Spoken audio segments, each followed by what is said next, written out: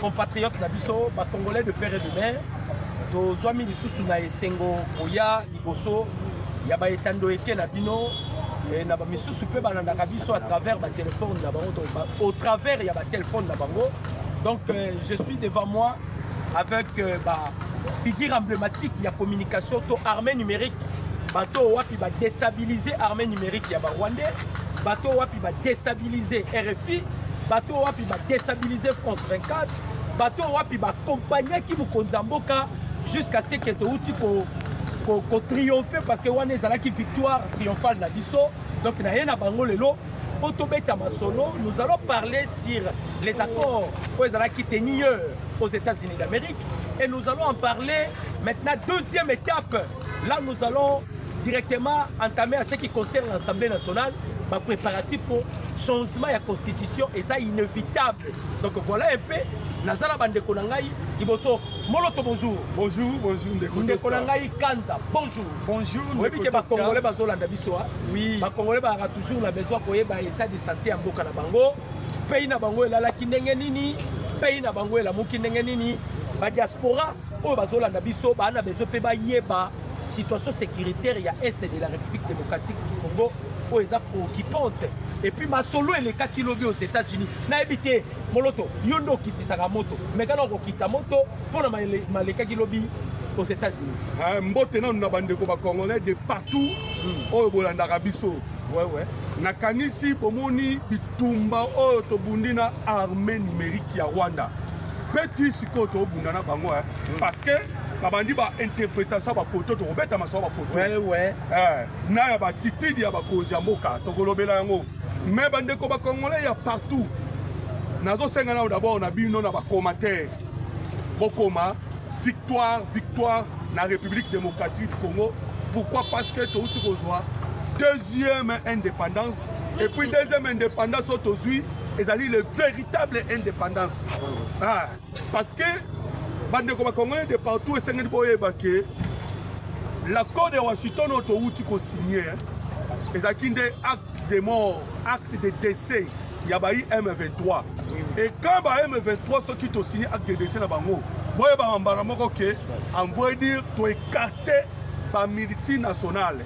Ba multinationale o ba yelaka ba rébellion na Paul Kagame minduki na nyoso. Vraiment le 4 décembre ezali vraiment journée moko historique ya mboka Congo na kanisi tokobeta masolo na ba détail nyoso awa na kati ya émission na biso. Merci ndeko nangai moloto poya kitaka moto nazoki sikoyo pa communicateur na biso papa Kanza.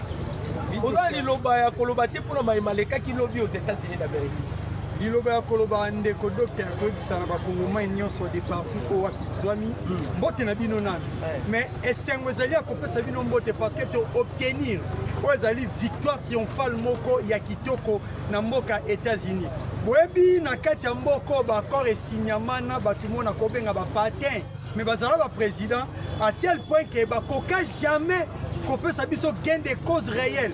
Mais l'accord d'aujourd'hui, on signé, il y a un côté de s'abisso un éléphant, un léopard, un lion. Ozalaki ya kolala siko lelo aseni atelemi alamuki azwi siko esika na ye lion to léopard to éléphant ezanani ezande République démocratique du Congo à travers son président Félix Antoine Tshisekedi Tshilombo lelo au Congo azongi siko véritablement onga na lobana kati ya concert des nations peut considérer mongongo ya Congo za sous cachette et puis banguno nyos batelemaki ya Congo lelo en tout cas ndeko docteur ndeko moloto sur le plan diplomatique Fati Abini champion na kati ya Afrique photo couronné na médaille. C'est ce que je voulais demander aussi et pas il y a Alain Moloto na Musalo Mukonza Mboka sali.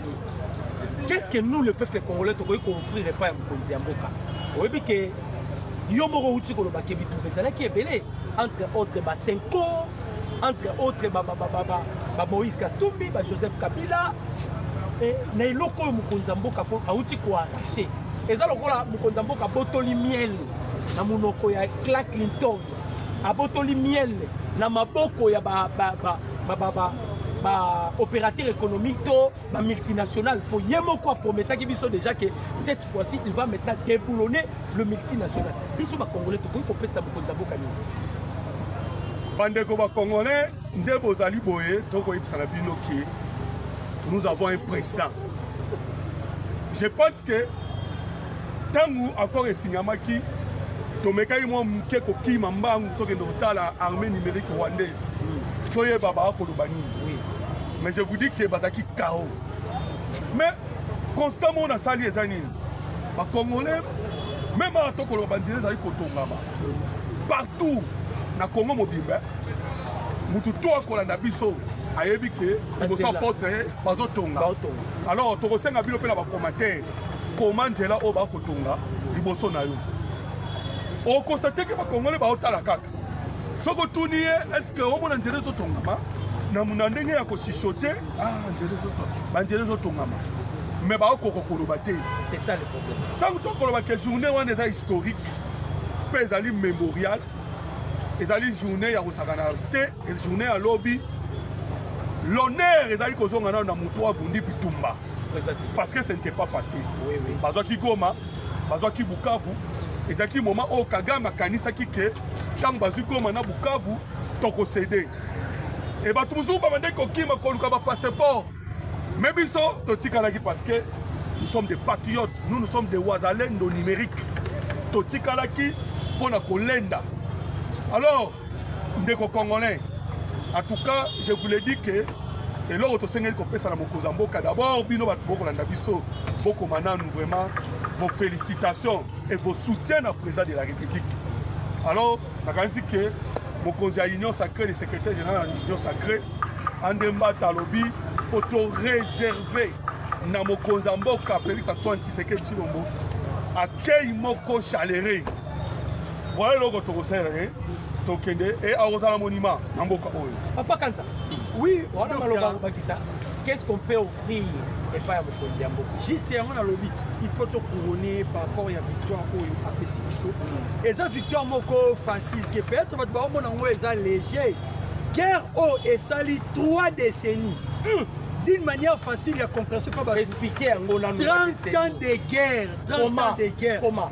Papa, dans 430 ans de guerre au et sali, il y avait des gens. Parce que Donald Trump, pour moi, il a reconnaître. Oui. Mais à va Congolais, en bon, on a la guerre dans Rwanda. Ah oui. Donc, on a la place. Oui. Allez, on te préparer. Pour le la Macamo en bon. Parce qu'il y a 3 décennies, on a mis un peu. Non, nous sommes en bon côté. Oh, le biga en bon. Bon, William Murutu. William Murutu a le bagini. Le problème est ça. Mais l'objet s'est retrouvé Kuna, non? À se retrouver qui Kuna. Merci docteur. Ton compte fongolango skolo quoi ici au fongoli makamususu otolinga to bomba. Au moins tant que tu couronné président.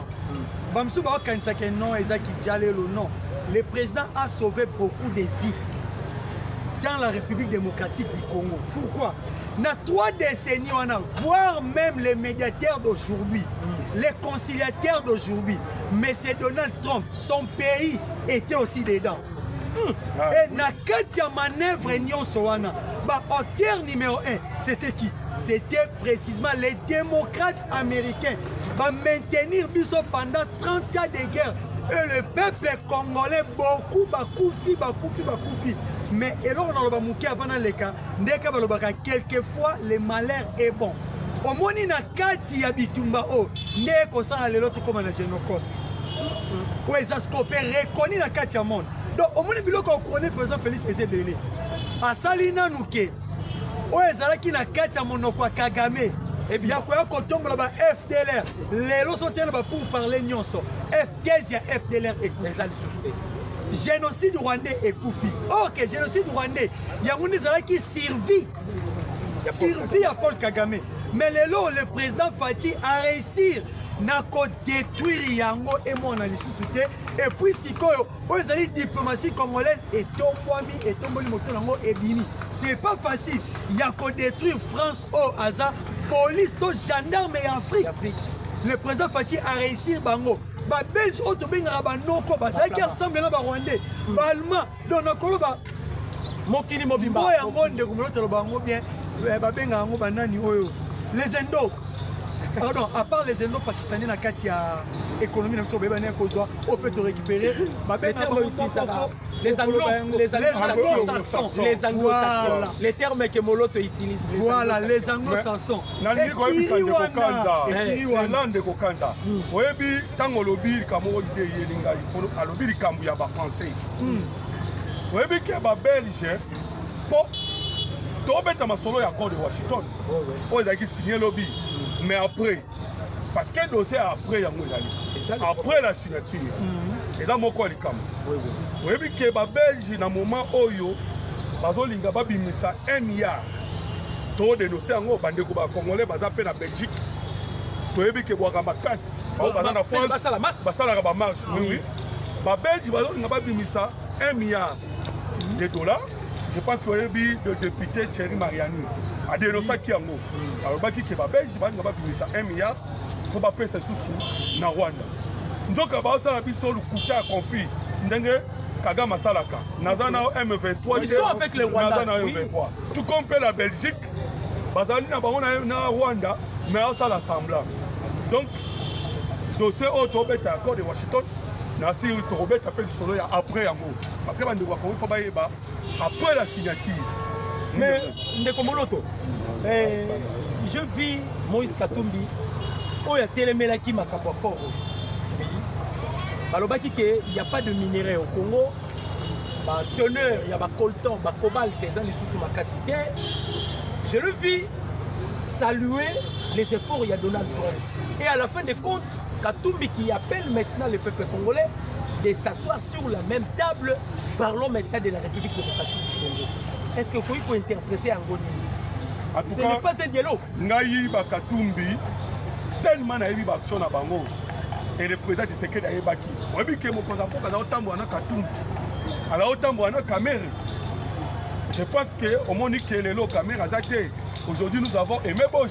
Oui, oui. Dans l'Assemblée nationale. On va aussi arriver sur Aimé Bosch, la ministre de l'Assemblée nationale. Pourquoi on ne pas?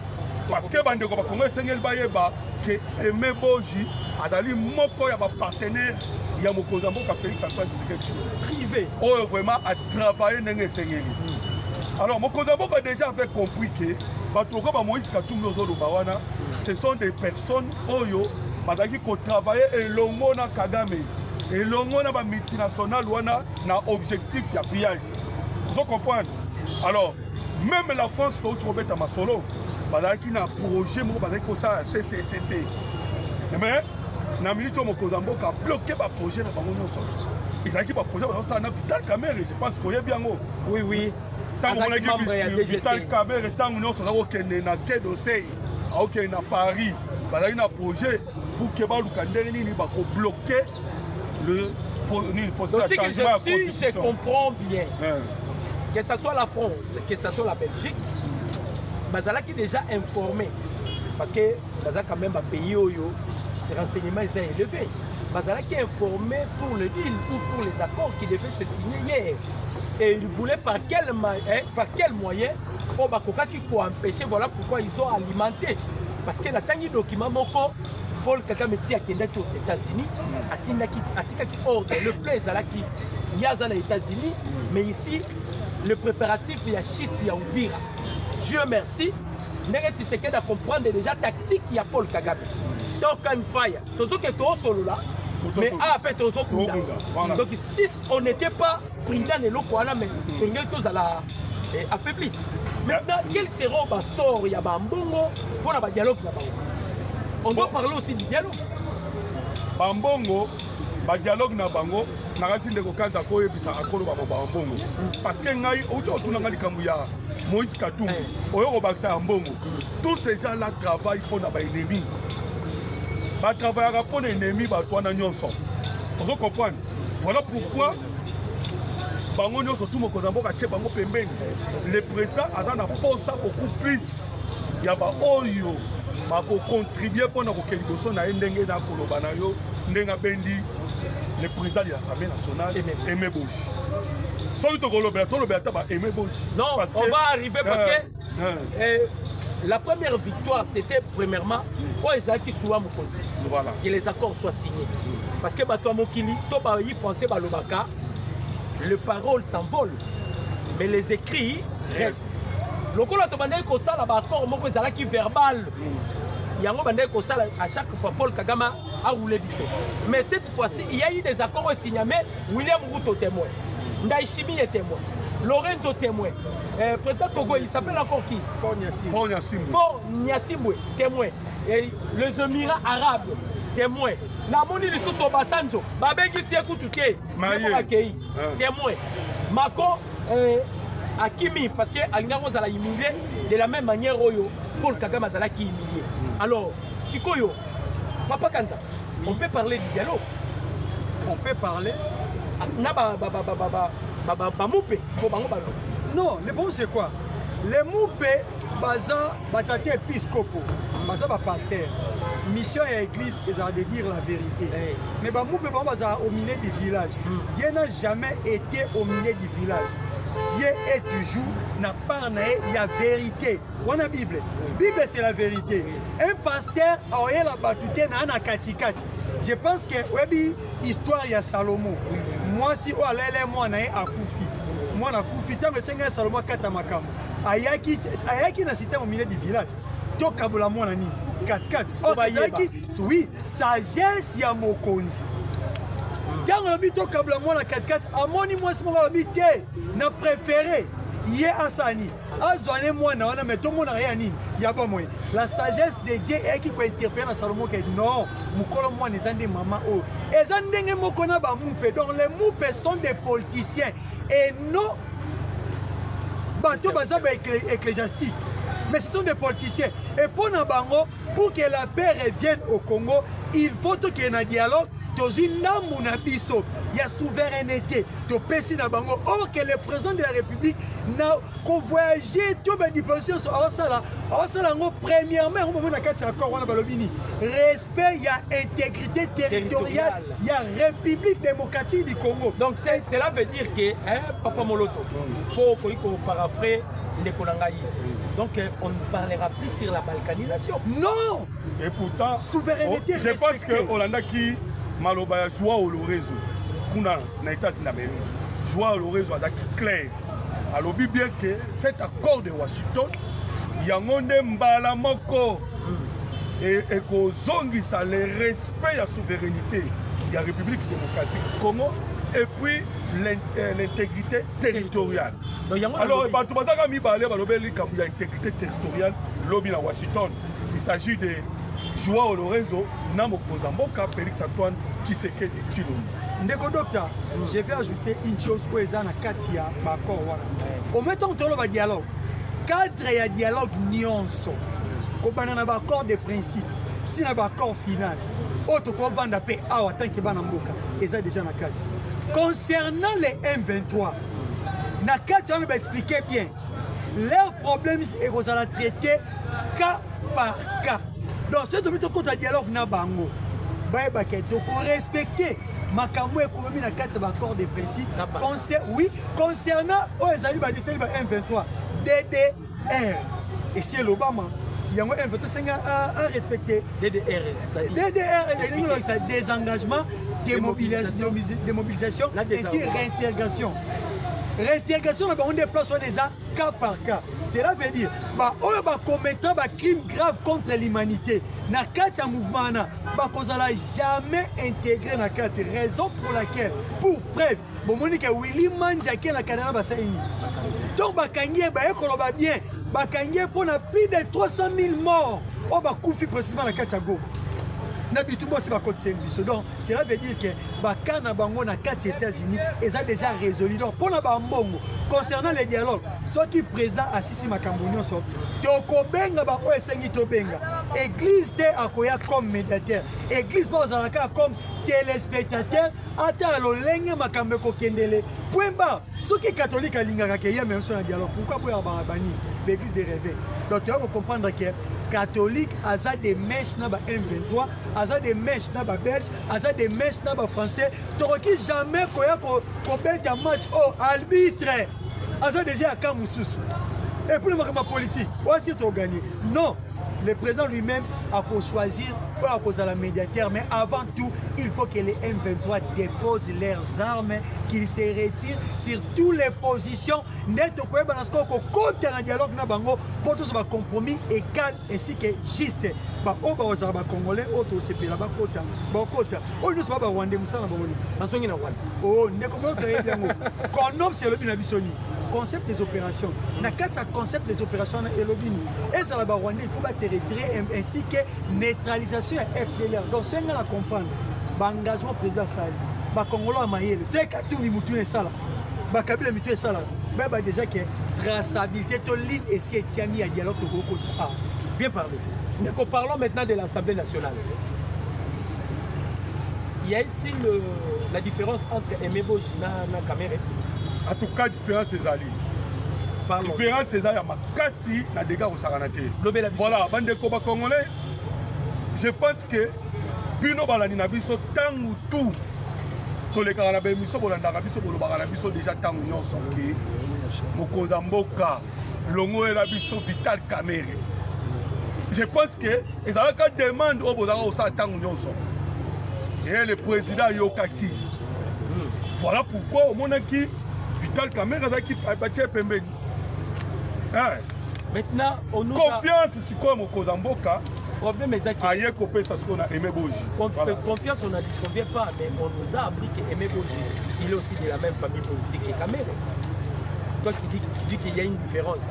Bon, bien sûr qu'il y a dans la même famille que Vital Kamere, oui. L'ancien président de l'Assemblée nationale, mais il faut battre il faut Azala qui ministre, étant ministre dans le gouvernement de Mokozamboka, cela veut dire que ce n'est pas n'importe quel ministre. Azala qui déjà Moutou a bénéficié parce que pour devenir ministre, il faut bénéficier de la confiance de Mokozamboka. Et puis il n'est pas ministre une seule fois. C'est ça le problème. Azala ministre à mon côté. Donc il a bénéficié de la confiance de Mokozamboka. Mais le plus important, le plus important, c'est que Azali Koyapo a accompli la mission à Mokozamboka. Et vous sentez qu'il y a confiance entre lui et le président de la République. Ça se voit. Parce que même au monde qui est, moi, il y a quelques personnes, il y a parti IDPS, quelques personnes. Mais le président est ça qui va dire non. C'est Aimé Boji. Catégoriquement, Azali n'a confiance dans lui. Voilà. D'accord, parlons un peu d'Aimé Boji. Oui, docteur, pour Aimé Boji, si ma part n'a pas d'accord signé. Premièrement, il est un homme OAPI accompagné président na kati signature ya bakor wana. Alors, oyebi que Assemblée nationale na biso na ratifia makambo to sa te na kati ya États-Unis. Mais ba Rwanda ba ratifia ka yango.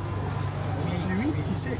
Ba Rwanda ba ratifia ka yango. Mais ya biso ba ratifia ka yango non que c'est alors que le président actuel de l'Assemblée nationale Aimé Boji azas ce qu'on a parlé ya responsabilité ya koya siko na kati na bakor wana parce que il y a plusieurs accords auto signé na kati kuna. Donc nyonso ane koya et que n'était fati asi yango ke na na ndapune abombi yango to ndo yo nga moko o ebimité ba koya na na kati Assemblée nationale ne sikosko to comprendre utilité o esengela ki Aimé Boji Sangara ayebana kozala lokola le speaker de l'Assemblée nationale parce que il a les confiance ya chef soki omoni mutaye kozala na deuxième personnalité na kati ya mboka.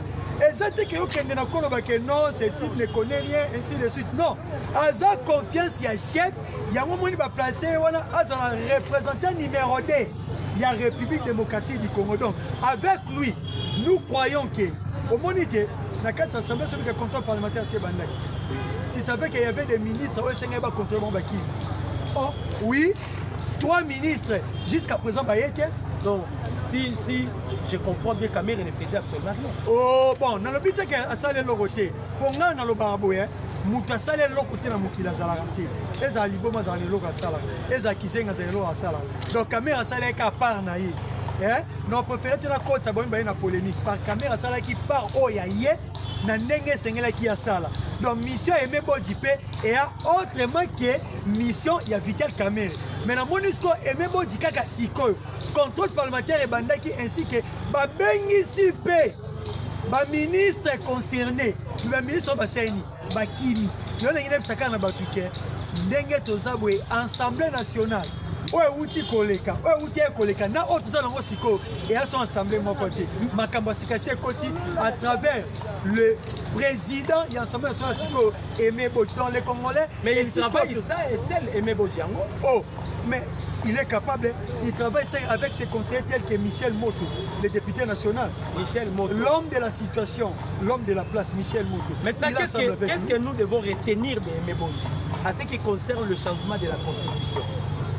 Non, ce qu'on peut tenir avec lui, tellement que Bakongomani, Bana Posa, Tozwa, Libeko, Mobeko, Likondi Asika. Aimé Bodji, c'est un homme du peuple. On a qui déjà le baki yango ayoka kabase quand on a qui premier discours dans l'Assemblée nationale je suis Mouzalendo numéro 1 je condamne fermement l'agression rwandaise quelque chose que Kamerhe n'a jamais fait. Plusieurs présidents de l'Assemblée nationale ont refusé de le dire mais Aimé Bodji a tenu ce discours au vu de tous et de tout le monde. Donc nous croyons que la volonté du peuple maintenant au sein de l'Assemblée nationale s'incarne à son président Aimé Bodji. Donc peuple donc na binoté. nakani soki ndeko kanza ndenge alobi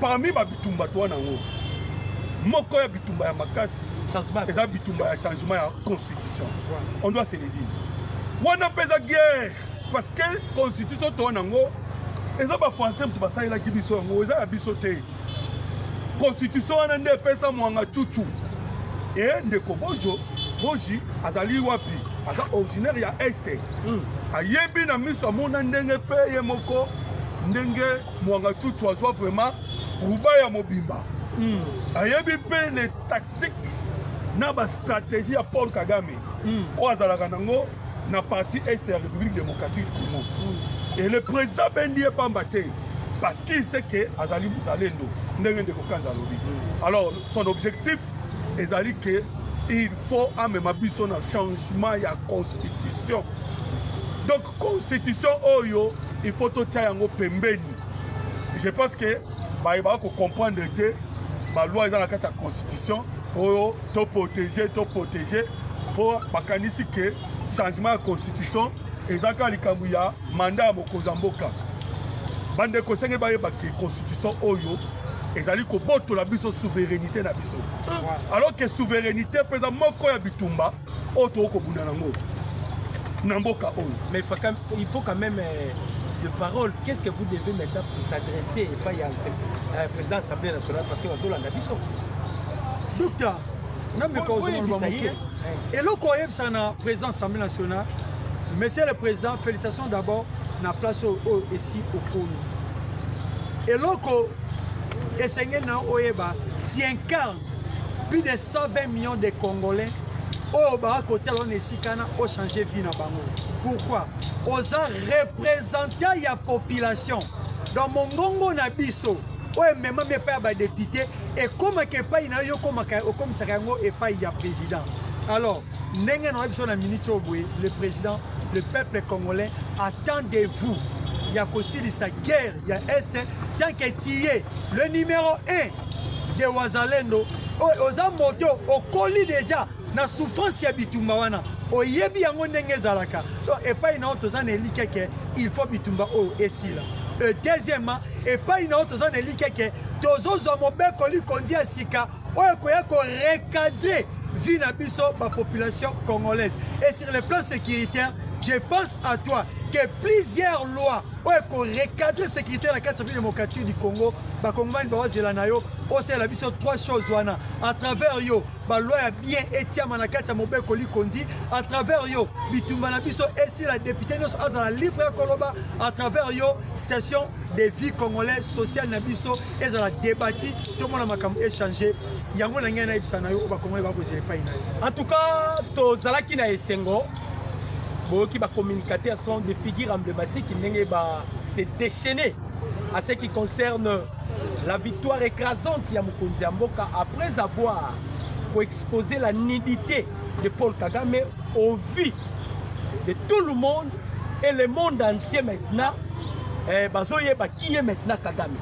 C'est-à-dire Kagame a une identité homo qui est passé la minute au travers du président Tshisekedi. Et boyoki bande konenge ba lobeli pona Aimé Boji qui est l'œil du chef de l'État à l'Assemblée nationale. Parce que quand déjà Aimé Boji a qui n'aperçoit l'Assemblée nationale, qui déjà Rwanda qui a Tshisekedi a changé la constitution. Parce que avec Aimé Boji, Bomata Bokita, la constitution sera changée. C'était avec plaisir, chers internautes.